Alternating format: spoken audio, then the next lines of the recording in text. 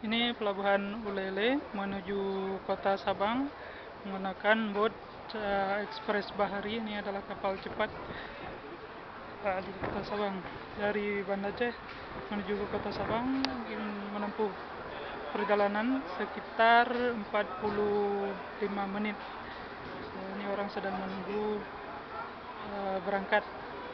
Jadi berangkat sekitar pukul setengah 10 harus berada di sini untuk kapal pagi, seperti itu. Di bagi Anda yang mau pergi atau berlibur ke kota Sabang, bisa datang ke sini sekitar jam-jam 9 dan mengambil tiket tentunya. Namun jangan juga terlalu pagi pergi ke sini karena akan membuat Anda harus menunggu, ya. Oke, demikian.